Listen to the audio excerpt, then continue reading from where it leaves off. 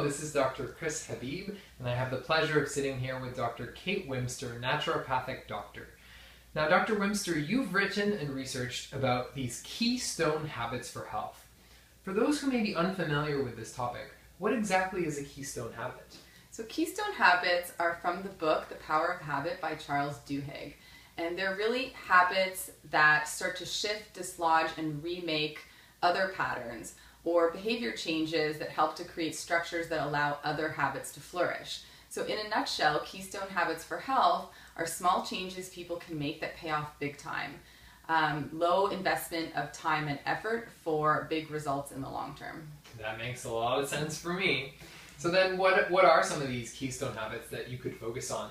So I focus on 5 Keystone Habits. The first is keeping a daily food log, also eating more fruits and vegetables, a daily meditation practice, getting enough sleep, and regular exercise. Okay, very good. I'm going to ask you a little bit more specifically about each of these. So how does keeping a daily food log help?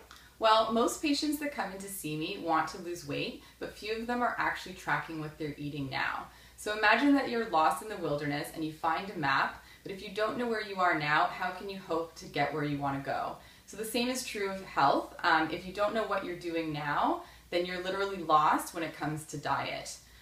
Keeping a daily food log is a great keystone habit because it overflows into a lot of immediate behavioral change that's often unconscious, such as making healthier food choices, smaller portion sizes, and exercising more. And these small changes make a big impact. They found in the largest and longest study on weight loss that keeping a daily food log, those who did that lost twice as much weight as those who didn't.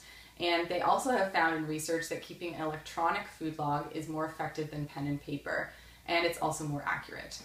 So are these people lying when they fill out their food logs, or is it just that they're paying more attention? You know, they may be lying, that's totally possible, but I find that even with patients, sometimes I just say to them, all we want is to get an observation. It doesn't matter what it is that you're eating, but automatically they start to change unconsciously when they start to write it down. I see. Okay, so what about the second one you mentioned, eating more fruits and vegetables? So will you remember how your parents were always telling you to eat more vegetables? So it turns out that they were right.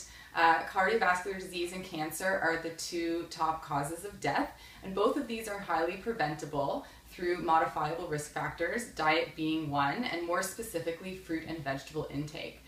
So the keystone habit of eating about 5 to 6 servings of fruits and vegetables per day has a significant impact on your risk of cardiovascular disease, cancer, stroke, Alzheimer's, and many other chronic diseases. In fact, it's estimated that the worldwide mortality that could be attributed to deficient intake of fruits and vegetables is about 2.6 million deaths worldwide per year. Wow. So 1 serving is equal to about half a cup or a medium piece of fruit. And one easy way to improve your fruit and vegetable intake is to have 1 serving of fruit and 1 serving of vegetables at every meal, including breakfast. And if you eat 3 meals a day, this means you're going to get to 6 servings very easily. That sounds fairly reasonable. So what about the next thing? You said we should meditate daily. Right. So there's an old Zen adage that says that you should sit in meditation for 20 minutes every day. And if you are too busy, then you should sit in meditation for an hour every day. So meditation is an amazing keystone habit because it does overflow into many other areas of life. And it's a very small investment of time and effort.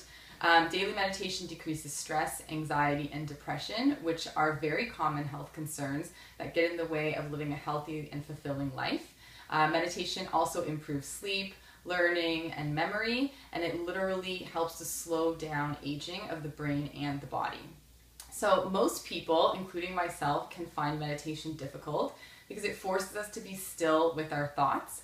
Some people call this the monkey mind because it can be really overwhelming to deal with all the thoughts and emotions going on in your head. But this is exactly why meditation is so important because it teaches you to retrain your brain and to gain control. A good place to start is with just 5 minutes of meditation every day. If that seems like too much for you, then even 1 minute daily can work. The key here is daily, to make a daily habit to decrease stress in the long term. Awesome. So what about getting more sleep? So sleep is a very powerful keystone habit. It does overflow into so many other areas of life. When people are sleep deficient, they tend to eat more and exercise less. And they also tend to unconsciously have more cravings for high salt, sugar, and fatty foods. Sleep deficiency is also associated with metabolic syndrome, which is also known as insulin resistance. A lot of people may have heard of this. Metabolic syndrome is actually a collection of risk factors for heart disease, stroke, and diabetes. And specifically, less than 6 to 7 hours of sleep per night is associated with increased abdominal obesity or belly fat, blood pressure, and blood sugar. Wow. Yeah, so based on many studies that have been conducted, the optimal amount of sleep on average is about 7 to 8 hours per night. And I find the easiest way to increase your sleep is just to try adding about 30 minutes extra sleep per night, and that can make a huge difference. I can think of a lot of people that would buy into the idea of losing weight just by sleeping more. Yeah. So finally, why is exercise so important? So exercise is the most important keystone habit of them all because it has the most impact on all kinds of health measures. Exercise significantly reduces obesity, anxiety, depression, fatigue, cardiovascular disease, cancer, osteoporosis, arthritis, you name it. And it can also be used for a lot of specific health concerns. And it is really one of the ultimate one of those ultimate behaviors that impacts that sort of ubiquitous risk of death that they study a lot. Exercise is one of those behaviors that overflows into so many other areas. When people exercise regularly, they do automatically eat better, they tend to get more sleep, they tend to get better sleep. And that's what Keystone Habits are all about, is one thing that sort of unlocks all those other benefits. Aiming for about 150 minutes of aerobic exercise per week, so that's something that's like moderate to high intensity for you, averages to about 30 minutes 5 days a week. And most research on exercise is done on simply walking, so that's an amazing place to start. But higher intensity and longer durations of exercise also give more benefit. Wow. Sounds like these keystone habits can be extremely powerful. I can't think of anyone that wouldn't want to decrease their risk of death. Yeah. So, Dr. Whimster, you are really the expert in natural medicine. How do you help your patients embrace these keystone habits? Or what would someone expect if they were to come see you for a visit? So, we all know that making changes to improve our health is a very appealing concept, but it can be overwhelming and intimidating for a lot of people because they feel like they have to remake their whole life, or they may feel like it's too difficult. So the important thing about Keystone Habits is to focus on a few things that are really important, that unlock all the other stuff automatically, and this makes it easier, faster, and you get better results in the long term. So embracing Keystone's habits for health is really all about planting a garden.